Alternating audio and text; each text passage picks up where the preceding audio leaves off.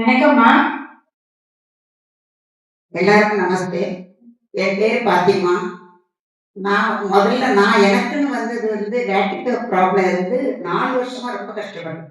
ரொம்ப கஷ்டம்னா நெறைய ட்ரீட்மெண்ட் எடுத்தேன். எந்த ட்ரீட்மெண்ட்டும் எனக்கு சரியாகல. எந்திரிச்சு வந்தேன். எந்திரிச்ச உடனே தலை சுத்தும், வீடே சுத்தும், எல்லாமே சுத்தும். ஆனா படுக்க முடியாது. டாக்டர் சொன்ன அட்வைஸுக்கு ரைட் சைடு மட்டும் படுங்க, லெஃப்ட் சைடுல படுக்காதீங்கன்னு சொன்னாங்க. ஆனாலும் அந்த லெஃப்ட் சைடுல படுக்கிறதுனால எனக்கு எவ்வளவு பிரச்சனை இருக்குன்னு எனக்கு மட்டும்தான் தெரியும். அவ்வளவு டெய்லி காலையில எந்திரிக்கும் போது கண்ணீரோட தான் எந்திரிப்பேன். எந்த ஒரு வேலை செய்யணுமே அப்படிங்கிறத அந்த அளவுக்கு ரொம்ப கஷ்டப்பட்டிருக்கேன். டாக்டர் சொன்னாங்க இதுக்கு மெடிசன் கிடையாது. ஒரு 2, 3 நாளைக்கு எடுத்து அப்புறம் எடுக்காதீங்கன்னு சொல்லிட்டாங்க. ஆக்சுவலி இந்த ப்ராப்ளம்க்காக எவ்வளவு நாள் கஷ்டப்பட்டிருக்கீங்க? 4 வருஷமா கஷ்டப்பட்டிருக்கேன். 3 வருஷமா சிவியரா கஷ்டப்பட்டிருக்கேன். அதுக்கப்புறம் என் தங்கச்சி வந்துட்டு இருக்கா. ரொம்ப நாளா வந்துட்டு இருக்கா. ஸ்டார்ட் பண்ணதுன்னு வந்துட்டு அவன் எனக்கு எவ்வளவு அட்வைஸ் பண்ணா. வாங்கக்கா வாங்கக்கான்னு எனக்கு வர முடியாத சூழ்நிலை.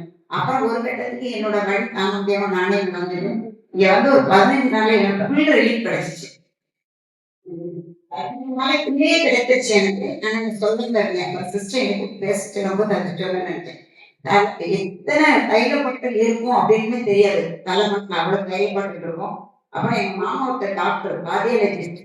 அவர்கிட்ட இந்த மேட்டர் சொல்லும்போது சொன்னாரு, நீ இப்படி படுக்கிறது கஷ்டமா இருக்குல்ல, ஒரு பில்லோ இந்த சைட்ல வச்சுட்டு படுங்கன்னாரு. அதுல எனக்கு எந்த ரிலீஃபும் கிடைக்கல. ஆனா அவர் டாக்டர். இன்னைக்கு இந்த டாக்டர்கிட்ட போய் தெரியும் உங்க வேலை கூட குறைய போகுது. ஒரு வாரம் இருக்கும் அவர்கிட்ட சொல்லும்போது. இதெல்லாம் கேட்டுட்டு என் பொண்ணு எனக்கு இப்ப நல்ல சுகமா இருக்கு. ஆனா எனக்கு எவ்வளவோ பிரச்சனையில நான் வந்தேன். நான் வந்த மெயின் பிரச்சனை எலக்ட்ரிக்கல் ப்ராப்ளத்துக்கு தான் வந்தேன். இங்க வந்த பிறகு எனக்கு நிறைய ப்ராப்ளம் சால்வ் ஆச்சு. என்னன்னு கேட்டா வெரிகோஸ் ஸ்பெயின் மாதிரி 2 காலையும் கிரீன் கலர்ல இருக்கும். என் கலருக்கும் அந்த இதுக்கும் நல்ல கிரீனா தெரியும். இப்ப எவ்வளவோ குறைஞ்சிருக்கு. நல்லா குறைஞ்சிருக்கு. வெரிகோஸ்லயே எவ்வளவு நாள் பிரச்சனையா இருந்துச்சு உங்களுக்கு? அது எனக்கு சொல்ல தெரியல. ரொம்ப நாளா இருந்துச்சு. அது ஒரு இன்ட்ரெஸ்ட் எடுத்து கண்டுக்கல நான். ஆனா என் காலை பார்க்கும்போது எனக்கு ஒரு அருவருப்பா இருக்கும். சரி அது நம்ம மூடினால வெளியாக தெரியாது நம்மளுக்கே வச்சுக்கணுங்கிற மாதிரி இருந்துக்கிட்டேன். ஆனா இப்ப நல்லா இருக்காது. நல்லா இருக்குன்னா எவ்வளவு சொல்லுவது 25% குறைஞ்சிருக்கு. அந்த கிரீன் கலர் மாறிடுச்சு. அம்மாவுக்கு கிடைச்ச இம்ப்ரூவ்மெண்ட் அம்மா அப்பா எல்லாருக்கும் சொன்னாங்க இல்லையா? இவங்க ஃபேமிலில நிறைய பேர் தெரப்பி எடுக்க வராங்க. இதுல இவங்களுக்கு பூரணமா இப்போ ஒரு 50ல இருந்து 75% மேல டோட்டலா எல்லாமே சரியாயிடுச்சு. அடுத்து பாத்தீங்கன்னா, இவங்களோட சின்ன பொண்ணு கூட்டிட்டு வந்தாங்க. இவங்களோட 2வது டாட்டர இங்க கூட்டிட்டு வந்தாங்க. அவங்க என்னென்ன பிரச்சனை சரியாயிருக்குன்னு சொல்லி கேட்போம். சிஸ்டருக்கு என்னென்னலாம் சரியாயிருக்கு? அவளுக்கு தலைவலி. அவள் டீச்சிங். ஜெனிஃபர் வேணுமா பேரு. டொன்பஸ்கோ ஸ்கூல்ல டீச் பண்றா. ஸ்கூல்ல டீச் பண்ணி வீட்டுக்கு வந்தா அப்படியே அந்த குப்பரை படுத்துக்கிட்டு இழுத்து மூடிட்டு அப்படியே கிடப்பா. எங்க பிடிக்க முடியும் என்னன்னு கேட்டா தலை மயக்கம். அவளுக்கும் நாங்க நிறைய டாக்டர்கிட்ட பார்த்தோம். அவங்க பார்த்துட்டு சொல்லிட்டாங்க உங்களோட சிடி ஸ்கேன் எல்லாமே நார்மலா இருக்கு. நீங்க ரிலாக்ஸா இருங்க.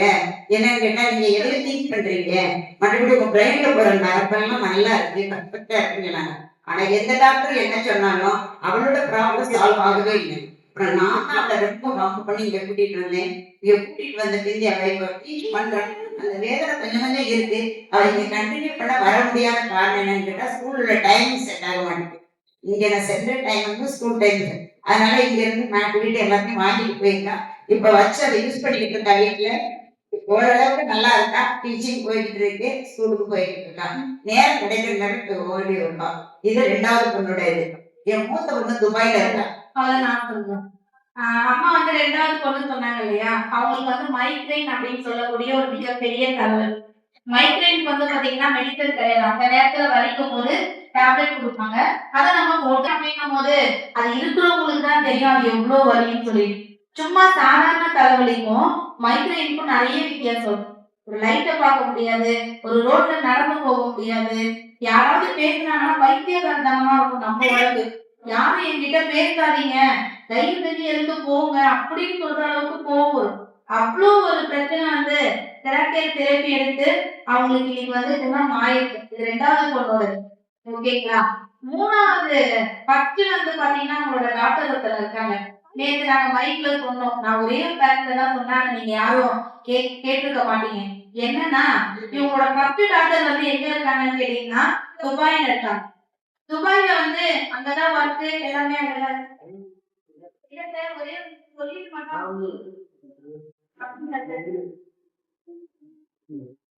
அவங்க ஃபர்ஸ்ட் டாக்டர் வந்து பாத்தீங்கன்னா ஆபரேஷன் பண்ணணும் அப்படிங்கிற நிலைமைக்கு போயிட்டாங்க. டாக்டர் சொல்றாங்க, இங்க இந்தியாலயும் சொல்றாங்க, துபாயிலயும் டாக்டர் சொல்றாங்க, கன்ஃபார்ம் அரேஞ்ச் பண்றாங்க. நான் சேலஞ்ச் பண்றேன், இந்த கருத்தை நீங்க எடுங்க, நோ ஆபரேஷன் லைஃப் நீங்க போவீங்கன்னு சொன்னேன்.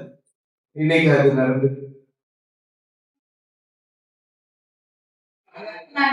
துபாயில இருந்து நான் இங்க இருக்கும்போதே சொன்னேன், தங்கச்சிக்கு கூட்டிட்டு போனேன், சித்தி ட்ரீட்மெண்ட் எடுத்துட்டு அவளுக்கும் நார்மலா இருக்கு, அம்மாவுக்கு நார்மலா இருக்கு, நீ ஒரு 1 மந்த் லீவ் போட்டுட்டு வான்னு சொல்லிட்டேன்.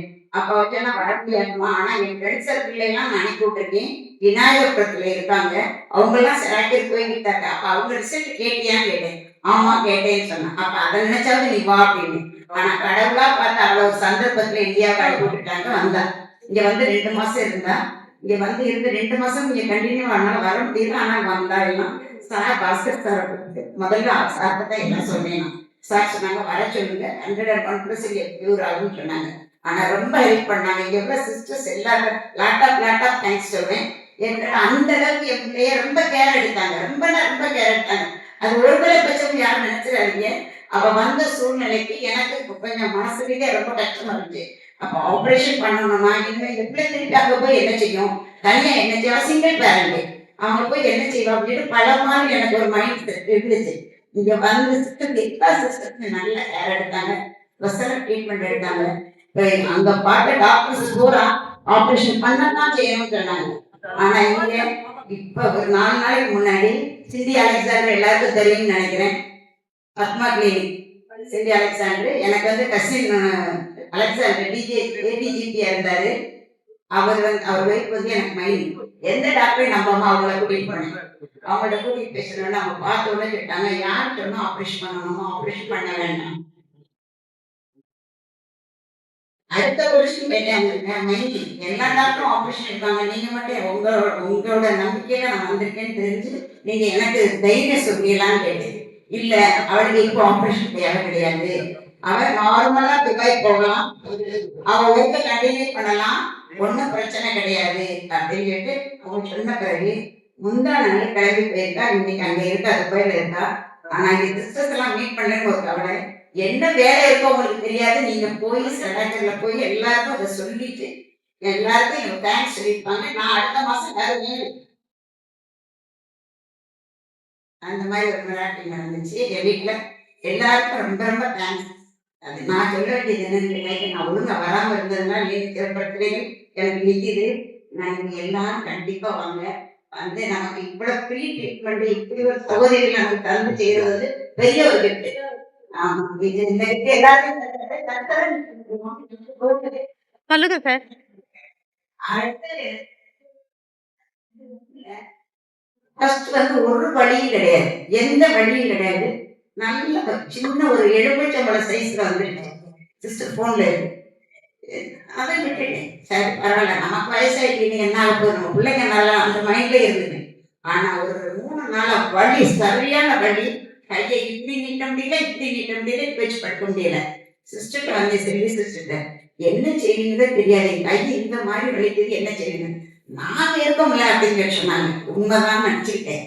அதே மாதிரி 3 பால்ஸ் வச்சாங்க, கண்டினியூவா வச்சாங்க.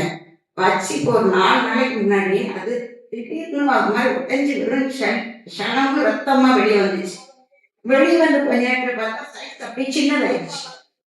என்ன சின்னதாயிடுச்சு. ஆனா இப்ப வலி எதுவும் இல்லை, பட் இன்னும் கொஞ்சம் குறையணும், இன்னும் குறையும் நான் நம்புறேன். இது ஒரு சாட்சி எனக்கு.